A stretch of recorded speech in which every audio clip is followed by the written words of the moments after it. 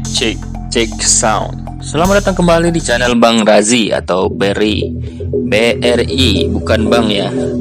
Di konten kali ini kita akan membahas lanjutan film Rurouni Kenshin.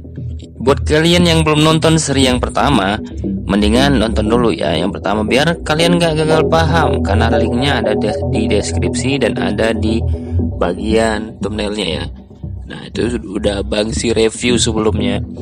Oke lanjut. Pada episode kali ini kita akan melanjutkan membahas alur film Rurouni Kenshin yang kedua, yaitu Kyoto Inferno, yang dirilis pada tahun 2014 silam lalu ya. Oke lanjut. Film ini melanjutkan konflik para samurai di masa peralihan era baru Meiji dengan plot cerita yang padat, syarat dengan aksi yang menegangkan, bisa dipastikan mampu memuaskan para penggemar manga Samurai X yang dulu sempat hits pada masanya. Film ini masih disutradarai oleh Keiichi Otomo dan tentu saja pemeran utama si Kenshin Himura masih diperankan oleh Takeru Sato, serta ditemani beberapa nama besar lainnya seperti Emi Takei, Tatsuya Fujiwara, Yosuke Eguchi, dan nama-nama besar lainnya. Langsung saja kita masuk ke pembahasan alur film Rurouni Kenshin Kyoto Inferno.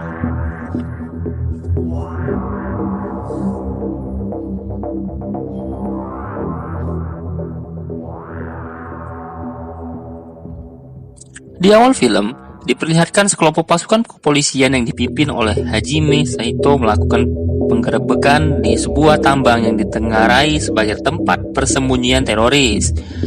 Anak buah Saito sudah menyelidiki selama 2 bulan dan mereka yakin teroris yang diincar bersembunyi di tempat itu. Terdengar suara letusan senjata dan Saito menyuruh anak buahnya untuk berhati-hati. Saito pun mendapati satu persatu anak buahnya terbunuh di tempat itu. Sepertinya musuh yang dia incar bukanlah musuh sembarangan. Terlihat seorang pemuda membantai beberapa anggota kepolisian sekaligus dengan mudah. Saito pun masuk semakin dalam menyelidiki tempat itu dengan naluri samurai yang dimilikinya. Sampailah Saito di persembunyian Shishio Makoto, seorang penjahat pembunuh berdarah dingin yang ingin menumbang pemerintahan era baru dengan menggalikan kejayaan masa lalu di mana yang kuat akan bertahan dan yang lemah akan tertindas. Shishio mengetahui kalau Saito dulunya kapten di Shisengumi yang mengabdi kepada Shogun. Namun sekarang Saito berbalik menjadi kepala kepolisian pemerintahan Meiji. Shishio mengajak Saito untuk bergabung dengannya, namun Saito menolak karena dia tidak menghamba kepada siapapun. Dia hanya ingin menegakkan keadilan. Lalu Shishio terlihat menjatuhkan para tawanan polisi yang digantungnya masuk ke dalam bara api dan menyuruh pasukannya menyerang Saito, dan Shishio pun pergi meninggalkan Saito. Kemudian latar berpindah di sebuah pertunjukan wayang orang, di mana di situ dimainkan lakon Peikushi yang membunuh penumpas para pasukan Shogun. Kaoru yang menonton protes, kenapa Protosai jadi lucu? Kenshin yang malu mengatakan kalau itu Peikushi bukan Batosai. Mereka pun tertawa melihat pertunjukan itu. Seselesai mereka pun keluar, Kaoru mengatakan kalau sekarang Batosai sudah menjadi legenda di kalangan masyarakat. Kenshin hanya tersenyum mendengarnya, sepertinya dia ingin mengubur dalam-dalam masa lalunya. Oke lanjut. Kemudian berpindah di dojo Kamiya Kashin, seorang sudah banyak murid yang belajar di kendo di sana. Mereka semua antusias mengikuti pelajaran pedang yang diberikan oleh Kaoru. Meskipun sebenarnya motivasi mereka belajar di dojo Kamiya Kashin karena mereka ingin mendapatkan ilmu pedang dari sang legenda Kenshin Himura. Namun Kenshin bersikeras tidak mau mengajarkan ilmu pedangnya kepada murid Kamiya Kashin. Karena Kenshin gaya pedang yang dimiliki tidak cocok digunakan di masa-masa damai seperti saat ini. Mereka lebih baik belajar seni pedang dari Kaoru yang mampu menguatkan hati. Sanosuke kemudian menawarkan diri kalau ingin belajar bertarung. Dia bersedia mengajari tetapi dengan biaya tambahan. Para murid-murid itu terlihat tidak tertarik dan meninggalkan Sanosuke. Tertarik ya. Lalu kemudian datanglah Megumi yang sekarang berprofesi sebagai seorang dokter di wilayah itu. Megumi membawa seseorang yang katanya mencari sang Batosai. Mereka adalah utusan dari Menteri Dalam Negeri Jepang. Sang Menteri ingin menemui Kenshin. Sanosuke yang sejatinya tidak menyukai pemerintahan baru Jepang memperingatkan Kenshin untuk tidak ikut campur urusan pemerintah. Sanosuke mengatakan kalau Kenshin dipanggil dia juga akan ikut menemaninya. Lalu berangkatlah Kenshin. Sanosuke menemui sang Menteri Dalam Negeri. Sesampainya di Kementerian Dalam Negeri, Kenshin dan Sanosuke langsung menemui sang menteri yang bernama Toshimichi Okubo. Di sana ternyata Kenshin mengenal Tuan Okubo. Tuan Okubo langsung mengatakan maksud dan tujuan memanggil Kenshin ke kantornya. Dia mengatakan kalau Shishio merencanakan sesuatu di Kyoto. Sanosuke penasaran menanyakan siapa itu Shishio. Okubo menjelaskan Shishio dulunya adalah seorang pembunuh bayaran sama seperti Kenshin yang dipekerjakan oleh pemerintah Jepang guna menumpas pasukan shogun. Shishio juga ikut bertarung bersama Kenshin di saat perang Toba Fushimi, perang terakhir Kenshin sebelum akhirnya memutuskan tidak akan membunuh lagi. Shishio memiliki kecepatan, kemampuan, dan teknik yang sama persis seperti Kenshin. Namun yang membedakannya adalah Shishio tidak peduli kawan atau lawan. Shishio memiliki ambisi dan kejam, memiliki nafsu akan kekuasaan dan suka menindas orang lain. Saat perang sudah selesai, pemerintah menyuruh pasukan Shishi untuk membunuh Shishio karena mereka menganggap Shishio akan berbahaya nantinya. Ditambah Shishio mengetahui rahasia pemerintahan Meiji. Shishio ditusuk berkali-kali kemudian tubuhnya dibakar. Malam harinya turun salju yang memadamkan api itu. Ternyata Shishio belum mati dan masih mampu bergerak. Dia merangkak dengan luka bakar di sekujur tubuhnya. Shishio menyimpan dendam yang dalam kepada pemerintah.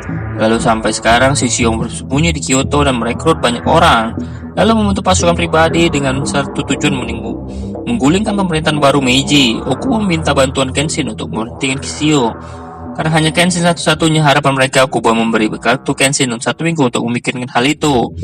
Saat kembali di dojo Kamiya Kashin, terlihat Kaoru tidak menghendaki jika Kenshin pergi ke Kyoto. Sanosuke dan Megumi juga terlihat marah. Kenapa harus Kenshin membereskan kekacauan yang pemerintah buat sendiri? Kenshin hanya terdiam. Tepat seminggu setelah pertemuan Kenshin dan Okubo, terlihat kereta kuda Okubo melintas jalanan di tepi sungai. Terlihat salah satu anak buah Shishio yang bernama Shijiro serta mengikuti mereka itu dan melompat memasuk kereta yang dinaiki Okubo. Setelah masuk dengan dingin, Shojiro langsung membunuh Okubo. Sementara itu, dojo Kamiya Kashin, Kenshin bersiap-siap menemui Okubo untuk memberikan keputusannya. Di tengah jalan, Kenshin melihat Okubo yang tewas dikelilingi banyak orang yang penasaran. Di dalam kantor Okubo terlihat kemarahan ajudan Okubo atas kekejaman Shishio. Dengan Shishin berani membunuh Okubo, itu artinya Shishio tidak main-main untuk menggulingkan pemerintah Meiji. Ajudan Okubo kemudian mengajak Kenshin melihat sesuatu. Kenshin melihat pemandangan memilukan, terlihat mayat-mayat para anggota kepolisian tewas dikirim oleh Shishio. Malam sebelumnya, untuk mengecek pemerintah dan menegaskan kesungguhannya menggulingkan pemerintahan, Kenshin melihat para wanita dan anak-anak yang menangis kehilangan ayah atau suami mereka. Kenshin memperhatikan mereka. Inikah dunia yang diinginkan oleh Shishio? Dunia yang penuh dengan ketakutan. Saito kemudian muncul meyakinkan kepada Kenshin bahwa aksi Shishio harus dihentikan. Akan ada banyak nyawa tak berusaha melayang.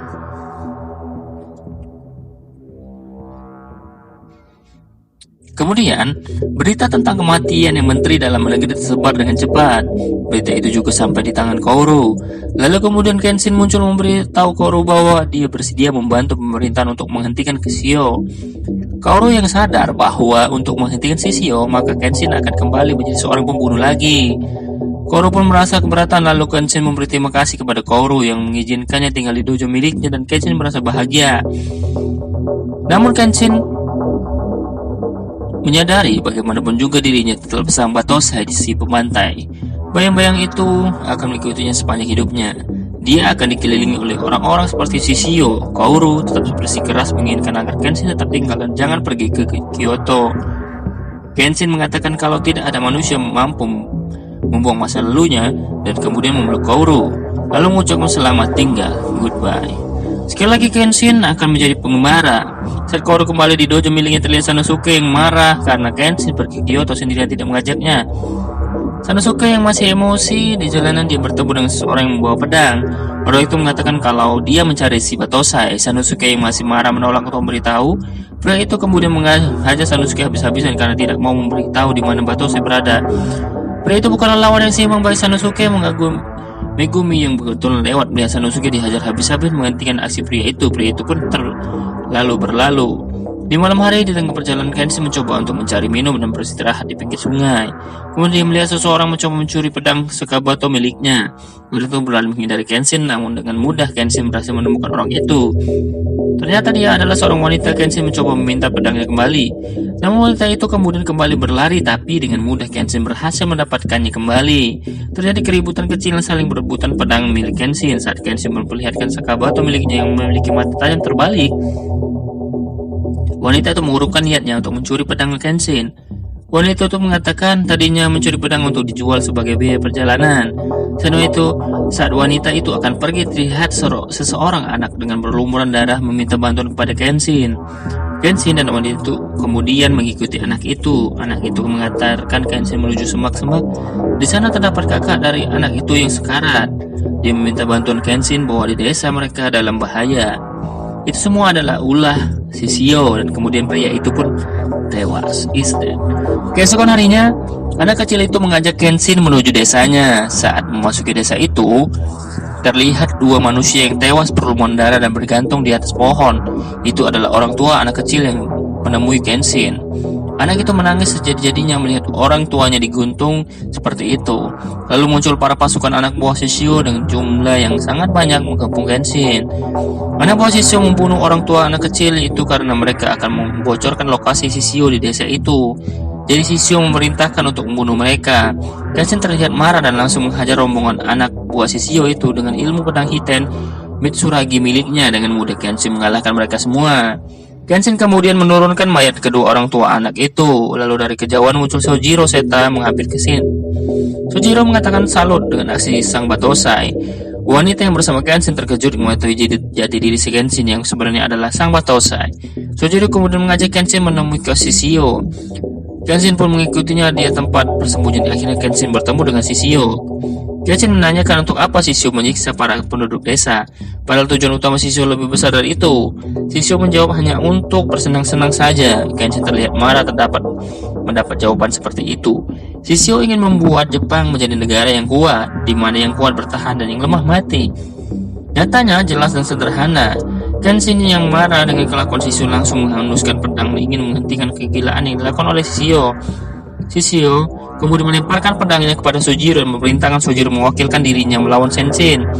Shishio kecewa melihat Sakabato milik Kenshin. Shishio akan mau melawan Kenshin kalau Kenshin sudah menjadi pemuda sejati. Lalu Shishio pun pergi meninggalkan tempat itu. Sojiro terlihat dengan senang hati bertarung melawan Kenshin. Kecepatan bagi Sojiro tidak sembarangan. Meskipun memiliki tubuh yang kecil, Sojiro mampu melayan Kenshin. Tak disangka Sojiro mampu mematahkan Sakabato milik Kenshin.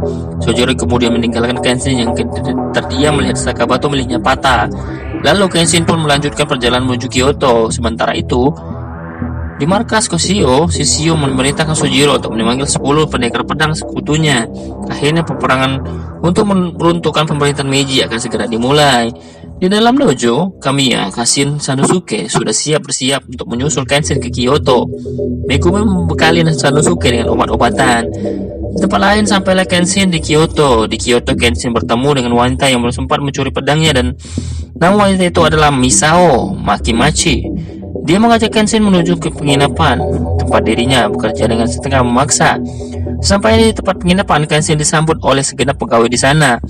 Pimpinan penginapan itu dia bernama Okina. Dia adalah seorang ninja mata-mata yang tadinya mengabdi kepada Shogun, dan penginapan itu adalah markas rahasia para ninja, termasuk Misao sendiri adalah seorang ninja.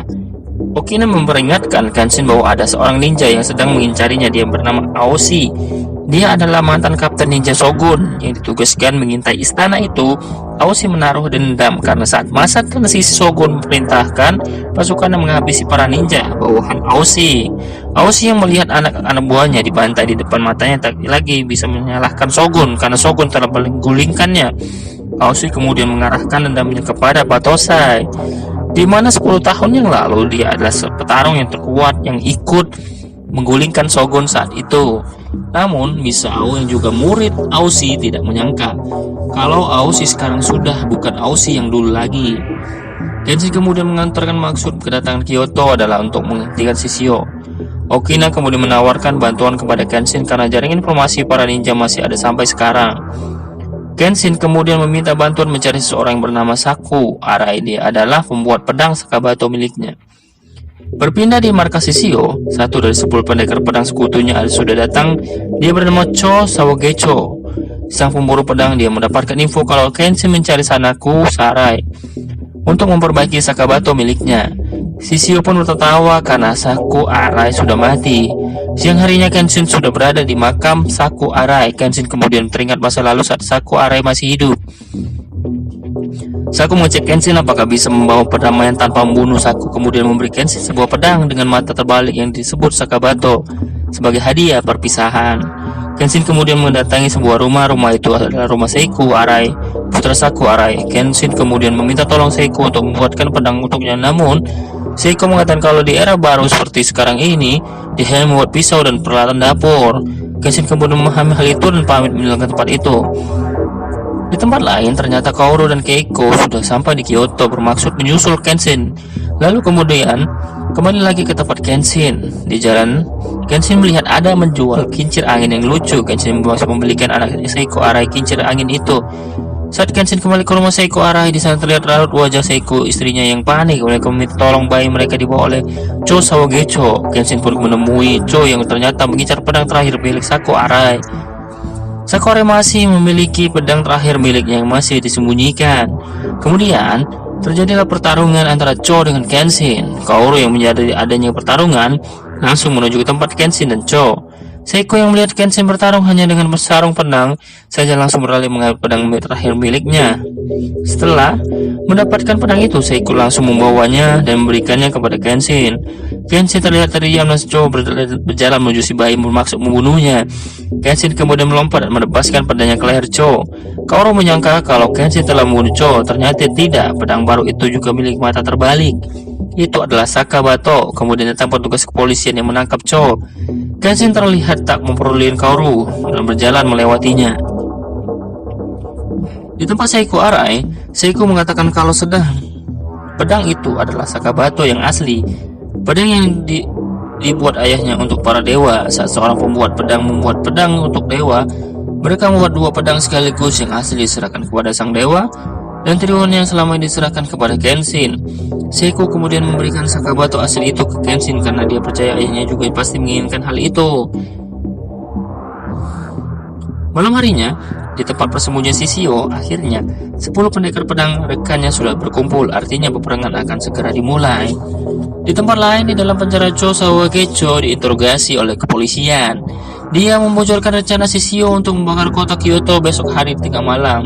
Saito kemudian memberitahu rencana itu kepada Kenshin. Sekembalinya di penginapan, Kenshin juga memperingatkan para ninja di sana untuk bersiap-siap atas rencana Shishio membumi hanguskan kota Kyoto dan memberitahu jaringan ninja di seluruh Kyoto. Para polisian pun sibuk mengevakuasi penduduk Kyoto. Misao dan rekan ninja lainnya pun ikut bersiap-siap. Saat Kenshin bersiap untuk mengangkat, dia menghentikan oleh Kaoru. Kaoru ingin ikut dalam pertempuran ini. Kenshin yang tak mampu menghentikan niatan Kaoru hanya bisa meminta Kaoru berjuang bersama para ninja, karena jika ikut bersamanya akan sangatlah berbahaya. Lalu malam hari pun tiba. Para ninja, pihak kepolisian, Kenshin dan Saito pun sudah menempati posisi mereka menghadap pasukan Shishio. Tepat di malam hari, muncul kembang api di angkasa Kyoto. Lalu disusulnya dengan munculnya beberapa orang membawa obor besar. Mereka adalah pasukan Shishio. Tak menunggu lama, para polisi yang menghadang langsung menembaki pasukan Shishio yang menandakan dimulainya pertempuran itu. Kenshin dan Saito pun mulai berperang. Semuanya bertarung mempertahankan wilayah kota Kyoto. Kaoru dan Yaiko pun ikut berjuang melawan pasukan Shishio. Di tengah pertarungan yang sengit, di dalam penginapan, Okina menyadari kehadiran seseorang yang sangatlah kuat. Orang itu adalah Oshi, sang kapten ninja yang mengincar Batosai. Okina tidak mau membantu Oshi. Oshi yang marah kemudian mengeluarkan kedua pedangnya, kemudian bertarung pun tak terhindarkan antara dua ninja terkuat Oshi dan Okina. Di luar, Misao diberitahu kalau Oshi kembali. Dia tidak sabar bertemu dengan gurunya, kemudian berlari menuju penginapan. Sesampainya di penginapan, Misao melihat Oshi dengan brutal dan amarahnya dia menyebatkan pedangnya ke arah Okina yang membuatnya tewas seketika. Misao hanya terdiam melihat peristiwa itu. Oshi sudah terlalu tenggelam di dalam jurang dendam. Di luar, Kenshin bertarung dengan tiruan Shishio yang berjumlah banyak. Sanosuke pun terlihat sudah sampai di Kyoto dan bertarung membantu Kenshin. Kemudian terdengar teriakan kemenangan di kubu kepolisian. Saito dan Kenshin pun curiga kenapa ini begitu mudah. Tak terlihat sebelum pendekar pedang Shishio asli yang bertarung di sana. Kenshin kemudian sadar bahwa rencana Shishio membakar Kyoto hanyalah pengalian saja. Rencana sebenarnya Shishio mengincar ibu kota Tokyo. Di tempat lain terlihat Sojiro menemui Kaoru dan langsung menculik Kaoru dengan berkuda. Kenshin yang melihatnya kemudian mengejar Sojiro. Kenshin beralih sebisanya mengejar Sojiro yang membawa Kaoru menuju ke sebuah kapal besar yang sudah mulai berjalan. Kenshin pun berhasil melompat memasuki kapal itu. Benar saja di dalam sana terlihat Shishio dan 10 pendekar pedangnya. Shishio menawan Kaoru menggunakannya untuk memancing amarah Kenshin. Shishio menginginkan jiwa pembunuh Kenshin kembali muncul. Saat amarah Kenshin terlihat muncul dan mulai bertarung melawan anak buah Shishio, salah satu anak buah Shishio kemudian menendang Kaoru ke dalam lautan. Kenshin yang melihatnya kemudian ikut melompat ke dalam lautan. Shishio terlihat heran melihat Kenshin yang rela mengorbankan nyawanya hanya untuk seorang wanita. Di tengah lautan, Kenshin terlihat berteriak memanggil nama Kaoru. Siang harinya di pinggir pantai terlihat tubuh Kenshin yang tak berdaya terdampar di atas pasir. Kemudian datang sosok seseorang yang mendekati tubuh Kenshin. Dia memeriksa pedang Kakabato milik Kenshin, lalu kemudian pria itu membopong Kenshin dan membawanya. Dia adalah Seijiro Hiko, guru dari sang Batosai. Seijiro Hiko adalah seorang yang menurunkan ilmu pedang Hiten Mitsuragi kepada Kenshin dan berakhirlah review film Rurouni Kenshin Kyoto Inferno menggantung filmnya. Semoga kalian terhibur. Kalian pasti penasaran dalam film kelanjutan, apalagi di ending muncul sang maha guru Hiten Mitsuragi Seijiro Hiko. Bakal makin seru nih. Oke, next Bang Jago bakal bawakan kelanjutan film ini, yaitu film yang berjudul Rurouni Kenshin The Legend Ends. Ya, terakhir ini ya.